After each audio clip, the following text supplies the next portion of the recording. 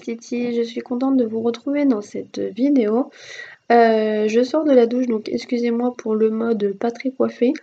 Voilà, donc je voulais revenir sur le Femini Book Challenge que j'ai commencé en cette début d'année 2019.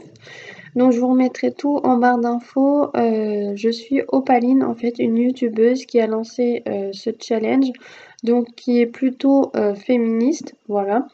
Donc le mois de janvier, le thème c'était de lire un roman d'une autrice qu'on ne connaît pas. Voilà. Donc pour ma part, j'ai choisi de lire L'amour sous les flocons de Stella McLean. Donc c'est un livre que j'ai eu dans la box Once Upon a Book. Donc je vais vous dire ce que j'en pense. Donc, enfin déjà je vais vous dire le résumé de ce livre. Donc c'est bien sûr ça parle d'une histoire d'amour entre Marnie et Luc. Donc Marnie est une trentenaire qui tient un salon de coiffure, mais elle décide de vendre ses parts à son associé et donc souhaite changer de vie, mais ne sait pas encore quoi faire. Luc, lui, est un directeur d'hôtel, le Mirabel, voilà. Et du coup, ces deux personnages-là vont se rencontrer. Donc, ce que le directeur d'hôtel ne sait pas, donc Luc, en fait, c'est que Marnie est envoyée en gros en mission secrète dans son établissement. En fait, elle fait une enquête de satisfaction, voilà. Donc Marnie va avoir le poids de ce mensonge qu'elle va devoir assumer ou non devant le directeur, donc Luc. Donc je ne vous en dis pas plus, je vous laisse découvrir l'histoire. Donc les points positifs que j'ai aimés, donc déjà c'est la couverture du livre, elle est magnifique. Il est très beau. Quand je l'ai reçu, j'étais super contente. Je me suis dit c'est un magnifique livre. Là vous ne voyez pas, mais il y a des paillettes et tout. Donc, point positif, une très belle couverture. Après, au niveau des pages, il n'est pas énorme non plus, c'est pas une brique quoi. Il fait de mémoire, je crois, 330 pages, voilà. Donc j'ai quand même, je l'ai lu bon en un mois, hein, mais voilà, avec le travail et tout, je pense que d'autres personnes qui lisent tout le temps vont le lire en même pas une heure. Donc voilà, bon, chacun notre façon de lire. Après, autre point positif, ce que j'ai trouvé, c'est que dans le livre, il y avait beaucoup d'humour. Il y a des fois, je me mettais à rire toute seule parce qu'il y a des petites phrases sympas. Après, bon voilà, on se doute que donc c'est une romance, on se doute un peu de la fin, comment ça va finir. Euh, Après, donc les points négatifs. Déjà au niveau de l'impression, il y avait des fautes. Il manquait des mots des fois, il y avait des mots qui étaient pas entiers. Donc voilà, il y a peut-être 4 ou 5 fautes de frappe ou d'impression, donc je trouve que c'est un peu dommage. Voilà. Après, autre point négatif, bon ben voilà, ça fait un peu comment dire, cucul-la-praline. C'est pas un livre où je me dis tiens, j'ai envie de le relire. Voilà, je me dis bon, je peux le garder dans ma bibliothèque parce qu'il est joli. Mais après, peut-être que dans les années à venir, je me dirais bah tiens, je le revendrai parce que c'était pas un livre formidable. Voilà. Donc j'avais déjà fait un mois un livre il y a quelques temps. J'avais donné une note, il me semble, sur 5 sur le livre que je vous avais présenté. Donc sur celui-ci, je mettrai 2,5 sur 5. Voilà, je mets la moitié.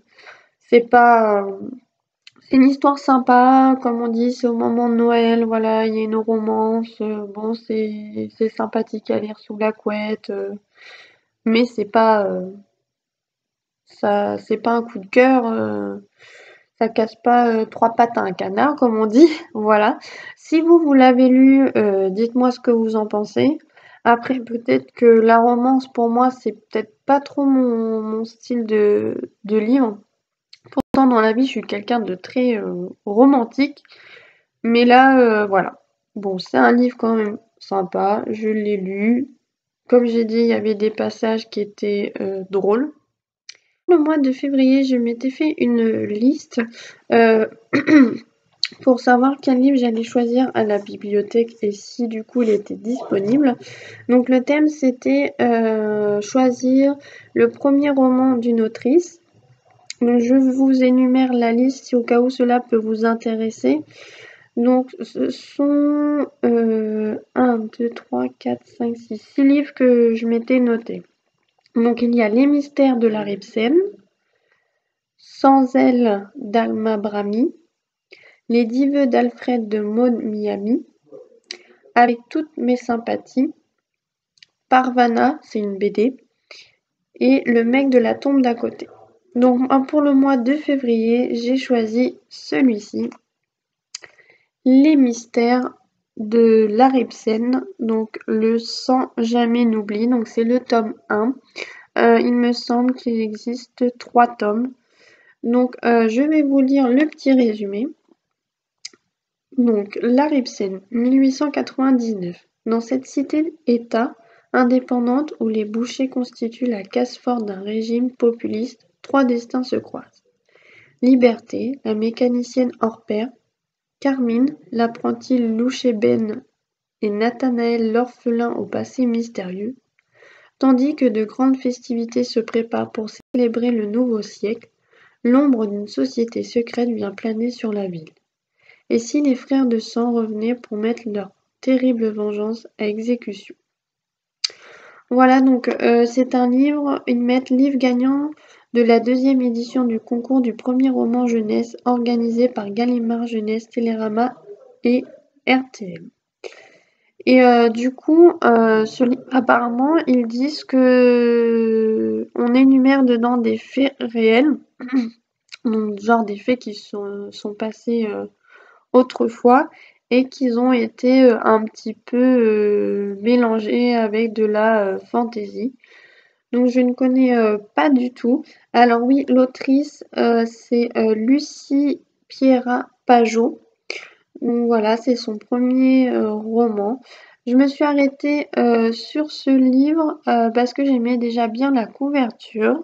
Et je me suis dit, si le tome 1 me plaît, j'aurais vraiment envie de lire le tome 2 et le tome 3. Et pareil, alors moi je vous le dis tout de suite, je ne suis pas, comment dire? Je n'aime pas les livres énormes à pavé comme j'ai dit avec mon travail et tout. C'est assez compliqué si je prends un gros livre et que je dois le lire en un. Donc petite information que je tenais à vous donner, c'est un livre qui fait 259 pages. Il coûte 16 €. Voilà. Donc dites-moi en commentaire si c'est un livre qui pourrait vous plaire, si vous l'avez déjà lu, ce que vous en avez pensé. N'hésitez pas. Voilà, donc je vous donnerai mon retour fin février pour vous tourner du coup la suite du Femini Book Challenge et je vous dirai comment s'est passée ma lecture avec ce livre. Voilà, je vous fais des gros bisous et à la prochaine. Salut!